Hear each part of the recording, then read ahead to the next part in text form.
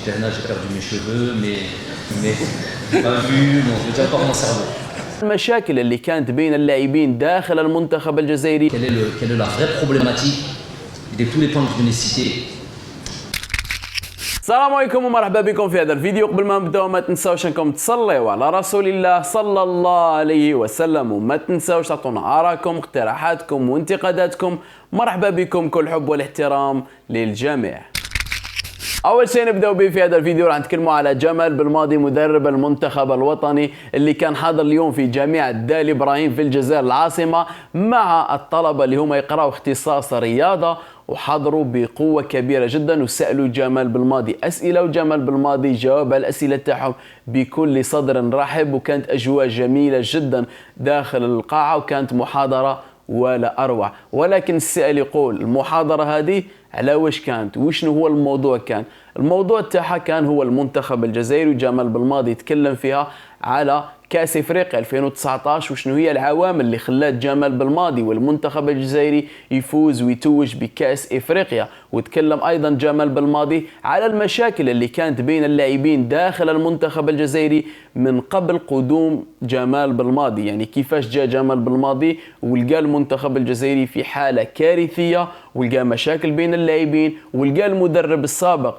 متشاجر مع اللاعبين، ولقى المدرب السابق ايضا طرد بعض اللاعبين. كما نعرفوا انه قبل في المنتخب الجزائري كان مبولحي مطرود، فغولي مطرود، كان قديورة مطرود، والعديد من اللاعبين اللي المدرب السابق بعد هذا اللاعبين ونحاهم من المنتخب الجزائري، ودخلنا في حالة كارثية حتى جاء جمال بالماضي وصلح كل الامور. على كل حال راح تشوفوا معنا تصريحات جمال بالماضي وتسمعوا معنا كل شيء من داخل القاعة. برافو على هذا الأخ اللي صور لنا هذا الفيديو، شكرا ليه بزاف. على كل حال تسمعوا معنا جمال بالماضي وش قال من الأول حتى للأخير.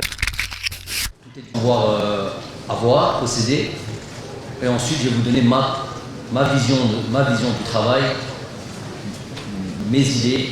Je vais être quand même assez vaste. Et mon chemin finalement, puisque comme je vous ai dit, il n'y a pas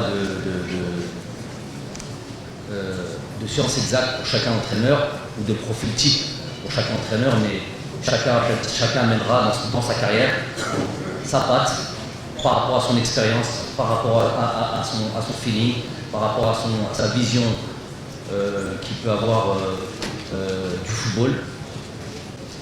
Donc je vais commencer et rentrer dans le vif du sujet. Je vais mettre des lunettes parce que je vois plus trop. Je dis Tehna, j'ai perdu mes cheveux, mais ma vue, non, je tiens encore mon cerveau. Plus important. Diesel. Donc,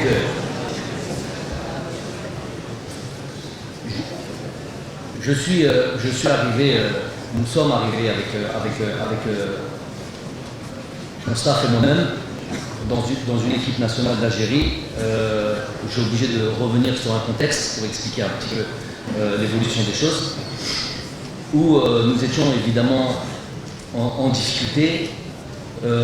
Nous étions au classement FIFA CAF Zone Afrique, 14e au classement CAF. Je vous invite à aller vérifier ces informations plus tard. Septembre 2018. Donc 14e au classement CAF. Imaginez-vous juste quelles peuvent être les 13 équipes au-dessus de nous en Afrique. Quand on enlève le Maroc, la Tunisie, le Sénégal, l'Égypte, il y en a 4-5, et ensuite on tombe très vite dans des équipes un peu moins connues du continent pour sa qualité de football. Donc ça veut dire qu'on était très loin, donc ça voulait dire qu'on n'était pas dans les meilleures conditions. Suite à ça aussi, il y a de 2014 qui est un point culminant de l'équipe nationale, puisqu'on a eu notre meilleur résultat sportif en Coupe du Monde. On est passé au second tour de cette Coupe du Monde, au 8e de finale, avec notre coach Vaïd El-Ghazi. Et depuis 2014 à 2018, donc la date de mon arrivée, nous avions eu 1, 2, 3, 4, 5, 6 coachs. 6 sélectionneurs nationaux en 4 ans, vous comprendrez que c'est énorme. C'est beaucoup d'instabilité, c'est beaucoup aussi d'échecs, parce que si on change d'entraîneur, c'est comme c'est qu'il y a dans une situation d'échec la plupart du temps. On voyait 6 entraîneurs en 4 ans, moi je suis là déjà depuis 5 ans et demi. Donc vous comprenez que ça fait beaucoup.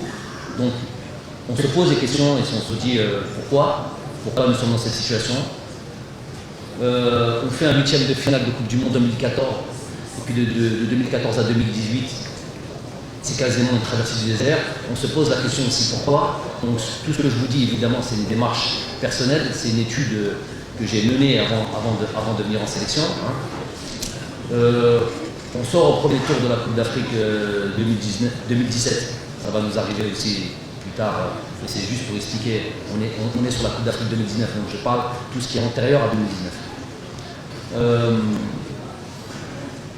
On n'a pas de victoire, on a du mal à gagner en dehors de l'Algérie depuis, je pense, plus de 3 ans. En 2018, j'arrive, donc 3 ans auparavant, pendant 3 années, nous ne ramenons pas de points en dehors de l'Algérie, ce qui est vraiment problématique si on aspire à avoir des résultats et gagner des trophées. Donc, ce que je dis, d'où l'importance de trouver des réponses si on a pour objectif, en venant dans cette équipe nationale, de remporter des titres. Et c'est ce qui était mon objectif. Il ne s'agissait pas de venir et d'être un coach de plus, rejoindre cette longue liste de coachs dont je viens de vous citer, des 6 coachs, que ce soit Vaïd El-Ouzili, Gourcuff, le Serbe, c'était qui était venu, le Serbe, pour marquer son nom, Alcaraz, Madjer, Dickens, donc tous ces entraîneurs, être un entraîneur de plus qui rentre dans cette mauvaise spirale de résultats négatifs. Donc, quelles sont les réponses à tout ce que je viens de citer au préalable? Voilà d'où part mon raisonnement et il va falloir trouver des réponses. Donc, comme je le dis souvent, il y a eu un diagnostic qui devait être fait.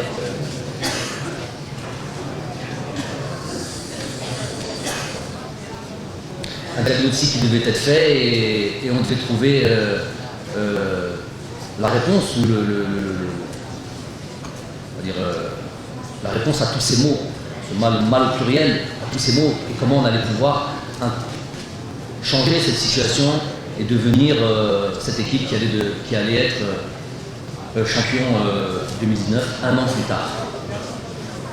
Donc, les premières des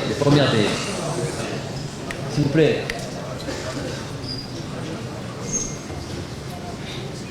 La première des choses, c'est que j'ai été joueur de l'équipe nationale d'Algérie et malgré toutes mes années de coaching avant d'arriver à la sélection, j'ai toujours observé l'équipe nationale, évidemment, en tant qu'Algérien, ça c'est sûr, et en tant qu'ex-joueur de l'équipe nationale, j'ai toujours été intéressé, plus qu'intéressé, par l'évolution de notre équipe nationale.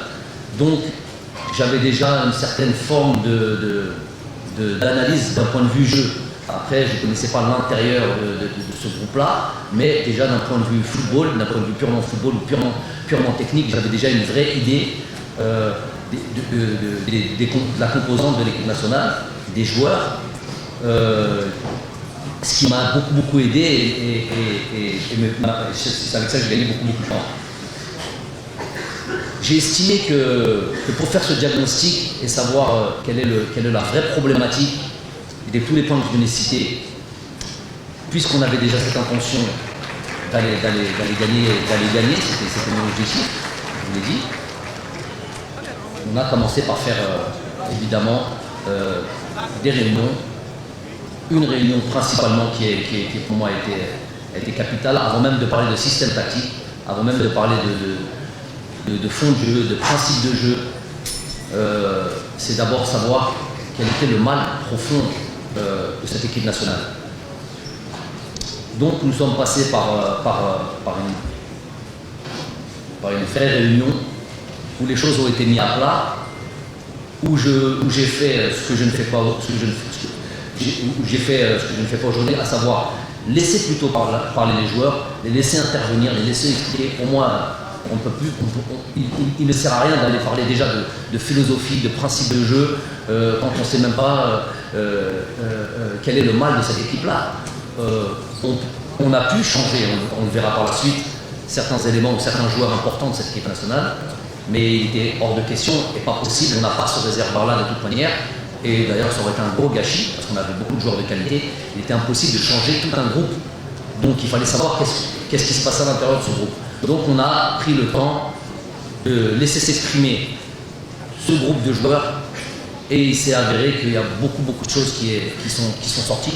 Je trouve que c'est une démarche, elle vous paraît peut-être quand je vous le dis comme ça, facile, simple, logique.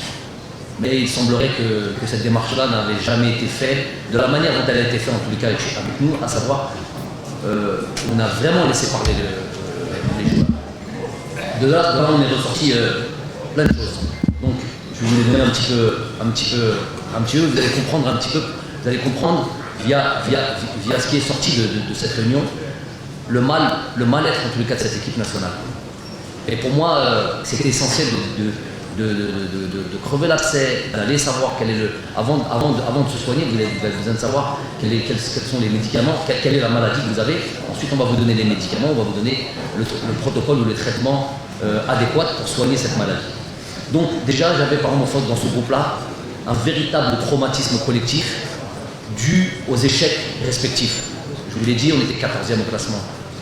FIFA, ça faisait depuis 2014 à 2018. Où on allait d'échec en échec, d'instabilité d'entraîneur, voilà. Donc il y avait déjà un véritable